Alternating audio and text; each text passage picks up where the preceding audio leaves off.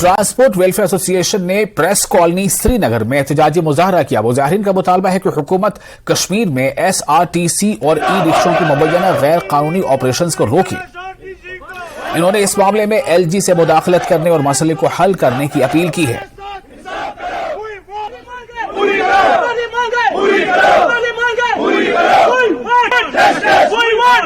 नहीं, हमारा मकसद ये नहीं कि SRTC बंद करो, ई रिक्शा बंद करो। हम चाहते हैं वो भी चले, मगर किसी रूल के तहत। जैसे हम चल रहे हैं, जैसे ऑटो वाले बेचारे पहले से ही चल रहे हैं, ये लगभग 30-35 साल से चल रहे हैं, 40 साल से। हमारी बड़ी बसें 70 साल से चल रही हैं, या मिनी बसें 50 साल से चल रही हैं। आज RTC वाले आए, ऑनरेबल हाई कोर्ट का एक ऑर्डर है कि जितनी भी गाड़ियां पारिमपोरा में वो स्टॉप करेंगे, क्योंकि जब बटमालू बस स्टैंड को शिफ्ट किया गया उस वक्त ऑनरेबल हाई कोर्ट ने एक ऑर्डर निकाला, कोई भी गाड़ी बियॉन्ड पारिमपोरा या पांचक नहीं आएगी। हम यही तो कहना चाहते हैं कि ये कैसे RTC गाड़ियों कैसे इलीगल ऑपरेशन चला रहे हैं, या जो ये ई रिक्शा वाले आए हैं, हम इनके खिलाफ नहीं, भी हमारे भाई है। मगर जो ऑटो वाले ऑलरेडी इधर है 7,000 या 10,000, पहले गवर्नमेंट ने उनका सोचा वो कहाँ जाएंगे, उनको क्या करना है। गवर्नमेंट को चाहिए कि वो देखे कि अगर हमारी गाड़ियां पहले से ही चल रही हैं, अगर कुछ नया इनको करना है, इनको देखना चाहिए। ये बेचारे कहाँ जाएगी जो पहले से ही चल रहे हैं, उनको क्या करना है। हम नहीं चाहते कि RTC बंद हो, वो भी किसी टाइम टेबल के तहत चले। कुपवाड़ा से हमारी गाड़ी निकल रही है, इधर से RTC गाड़ियां लगी होती है, वो बोल रहे हैं पारिमपोरा में, तो हम बोल रहे हैं पारिमपोरा, वो बोल रहे हैं लाल चौक। तो हमारी गाड़ी में कोई चढ़ता ही नहीं है। ऐसे पांचों की पुशन है, ऐसे मिनी बसों की पुशन है। ये हमारा दूसरा प्रोटेस्ट है। हमने पहले एक प्रोटेस्ट किया था जो हमने पारिमपोरा बस स्टैंड में किया था, जो पुरअमन एहतजाज था उसमें। आज भी हम पुरअमन एहतजाज कर रहे हैं। हमको कोई शौक नहीं है लाल चौक में आने का, लाल चौक में प्रोटेस्ट करने का।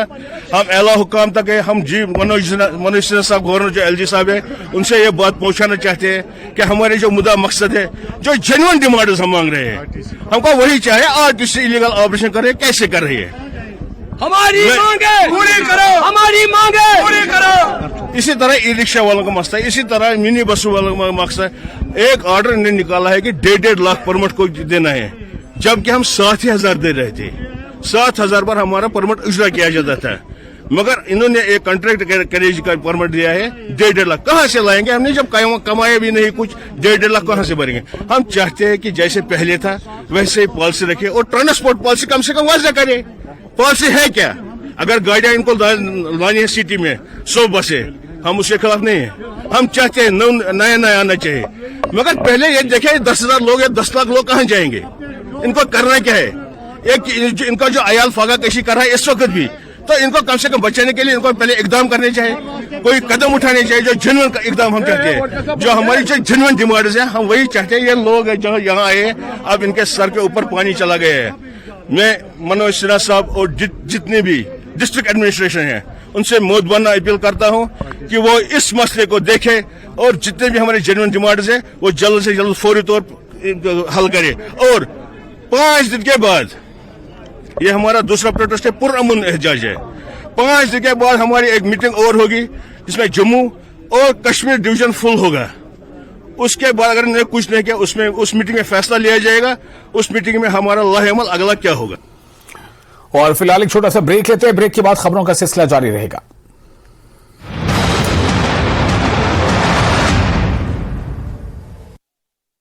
हेडलाइंस प्रेजेंटेड बाय पेट सफा आयुर्वेदिक चूर्ण।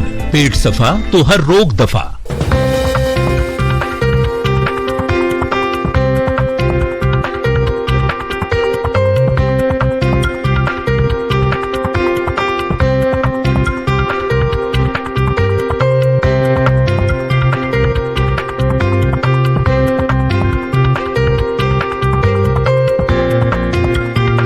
हेडलाइंस प्रेजेंटेड बाय पेट सफा आयुर्वेदिक चूर्ण।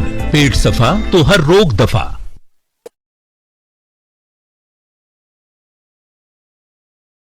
सुप्रीम कोर्ट में धारा 370 पर आज 15वें दिन की सुनवाई। याचिकाकर्ता रखेंगे पक्ष। केंद्र के इस फैसले का समर्थन करने वाले रख रहे हैं पक्ष। उमर अब्दुल्ला पहुंचे सुप्रीम कोर्ट। बारामूला में लश्कर के 2 ओवरग्राउंड वर्कर यानी OGW गिरफ्तार। हथियार और गोला बारूद बरामद। जांच के दौरान हुआ खुलासा कि सरहद पार से अपने आकाओं के यानी पाकिस्तान में बैठे आकाओं के हिदायत पे कर रहे थे काम। राजौरी ब्रेक के बाद एक बार फिर आपका स्वागत है न्यूज 18 JKLS पर। आप देख रहे हैं प्राइम नोन एट 1। बिजली की गैर एलानिया लोड शेडिंग के खिलाफ लोगों ने तहसील चौक मेंढर में एहतजाजी मुजाहरा किया। मेंबरान बेपोर मंडल मेंढर और दीगर के अलावा लोगों की बड़ी तादाद सड़क पर निकल आई और PDD हुक्काम के खिलाफ एहतजाज किया। इन्होंने इल्जाम लगाया कि गुज़िश्ता चंद दिनों से बिजली की मुसलसल गैर एलानिया कटौती से आवाम को पानी की फराहमी भी शदीद मुतासर हुई है। कोशिश करें, मैं आपसे गुजारिश करूंगा, ये पूरा व्यापार मंडल यहाँ खड़ा है, यहाँ हॉस्टल वाले खड़े हैं, सभी लोग खड़े हैं। आज लाइट से 1 महीने से हमें दुखी करके रखा है। मैं पूछना चाहता हूँ जनाब DC साहब, यहाँ लाइट आती है उसकी वोल्टेज नहीं है। और दूसरा मेरी बात सुने, आपने जो जेई यहाँ से चेंज किया, भाई किस बेस पर चेंज किया? और जेई को आपने चेंज करना था तो दूसरे आदमी जेई को यहाँ लगा करके आपने जेई को चेंज करना था।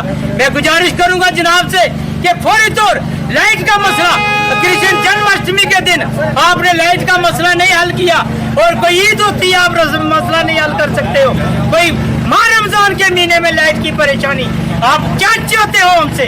अफसोस से ये कहना पड़ता है कि पूरे देश में, पूरे इंडिया में ये जो लाइट का सिस्टम है, बाकी जगह पे 22 घंटे लाइट होती है, 2 घंटे कट होता है। लेकिन अफसोस से कहना पड़ता है कि मेंढर एक वो खिंचा है जहाँ 2 घंटे लाइट है, 22 घंटे कट है। इनके जेई या इनके चीफ तक बात करनी बड़ी ऊंची बात है। अफसोस से ये कहना पड़ता है कि 3 बजे के बाद इनके लाइनमैन भी स्विच ऑफ करके सो जाते हैं। आज गुजारिश के तौर पे हम डिस्ट्रिक्ट कलेक्टर साहब से ये कह रहे हैं कि आप PDD डिपार्टमेंट को टाइट करें थोड़ा। पहली बार हम प्यार से कहते हैं, दूसरी बार मेंढर के अंदर चौक बंद करेंगे और तब उठेंगे जब PDD डिपार्टमेंट अच्छी तरह काम करेगा। और श्री कृष्ण जन्माष्टमी के मौके पर महकमा सियाहत ने जम्मू में पतंगबाजी का मेला मुनक्किद किया। इस मेले में लोगों, खुसूसन नौजवानों की बड़ी तादाद ने शिरकत की। नौजवानों ने कहा कि पतंगबाजी का ये मेला हमारी सकाफत को जिंदा करने में अहम किरदार अदा कर रहा है। जम्मू कश्मीर में वक्तन फौक्तन इस किस्म के मेलों का इनेकाद होना चाहिए।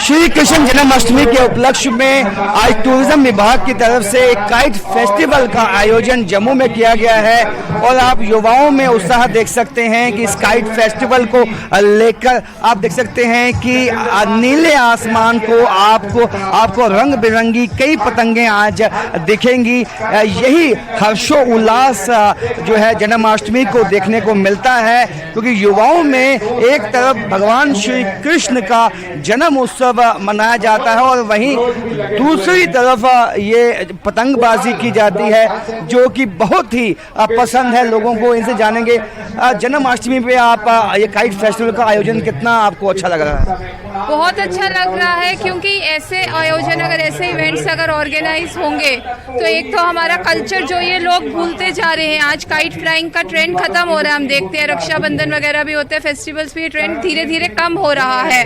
तो इस तरह के अगर इवेंट्स ऑर्गेनाइज किए जाएंगे तो एक तो कल्चर वापस आएगा, और दूसरा मुझे लगता है कि जैसे आजकल बच्चे ज़्यादा मोबाइल फोन्स वगैरह में इन्वॉल्व हो रहे हैं, लैपटॉप्स वगैरह में, तो आउटडोर एक्टिविटीज़ बहुत कम हो रही हैं। तो ऐसे इवेंट्स आएंगे, बच्चों का इंटरेस्ट डेवलप होगा, बच्चे देखेंगे, इंटरेस्ट डेवलप होगा, तो इस तरह की एक्टिविटीज़ वापस रिवाइव होंगी, हमारा कल्चर वापस रिवाइव होगा, और बच्चों की फिजिकल एक्सरसाइज में, बच्चों की हेल्थ में भी इम्प्रूवमेंट आएगी। तो बच्चों की जो फिजिकल एक्सरसाइज है, कल्चर जो है हमारा रिवाइव होगा। इन तमाम लोग कितना मजा आ रहा है काइट फ्लाइंग और जन्माष्टमी पे? बहुत अच्छा मजा आ रहा है। क्या कहेंगे? सारे काट रहे हैं, सारे इतनी सारी उड़ा रहे हैं, बार बार कटे जा रही है। आपने कितनी उड़ाई? मैंने एक ही बारी उड़ाई, अभी लास्ट कटी अभी। तो बच्चे जो मोबाइल देखते हैं उससे अच्छा ये नहीं है पतंग उड़ाएं या बाकी जो एक्टिविटीज हैं वो करें? मैं भी यही उड़ाता हूँ, फोन में देखता ही नहीं, सिर्फ टीवी देखता हूँ और पतंग उड़ाता हूँ रात को। बाकी बच्चों को कहूँगा कि पतंग ही उड़ाओ, फेस्टिवल है, और फोन ना देखे, फोन देखने से आंखें खराब होती है। फोन देखने से आंखें खराब होती हैं। आप जो इस तरह की एक्टिविटीज हैं उस पे ध्यान दीजिए, ये कहना है इस बच्चे का। और आप देख सकते हैं कि तमाम जो लोग हैं वो कितना आपको अच्छा लग रहा है कि अगर ये काइट फेस्टिवल इस तरह से ही आयोजित होते रहे।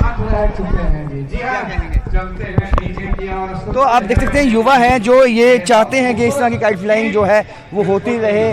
काइट फ्लाइंग फेस्टिवल जो है ये कितना अहम आपको अच्छा लग रहा है? काफ़ी अच्छा, हम 2-3 साल से आ रहे हैं जब से शुरू होता था। पिछले साल भी मेरे मामू जी फर्स्ट आए थे, इस साल भी कोशिश तो ये है कि फर्स्ट आए।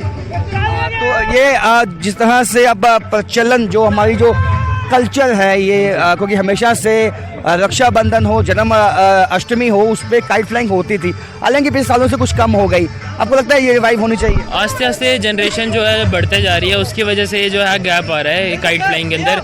बट फिर भी कुछ रिचुअल्स जो लोग निभाते हैं अपने दोस्तों के साथ, अपनी फैमिली के साथ टाइम निकाल के, स्पेशली रक्षाबंधन और जन्माष्टमी पे तो काइट उड़ाने के लिए काफ़ी लोग मशहूर रहते हैं इस टाइम पे। तो आप देख सकते हैं कि अपने कल्चर को रिवाइव करने की एक कोशिश है यहाँ पे, और जो यहाँ युवा इस काइट फ्लाइंग में हिस्सा ले रहे हैं काफ़ी खुश हैं, क्योंकि जो इसमें जीतेंगे उनको कुछ इनाम भी दिए जाएंगे।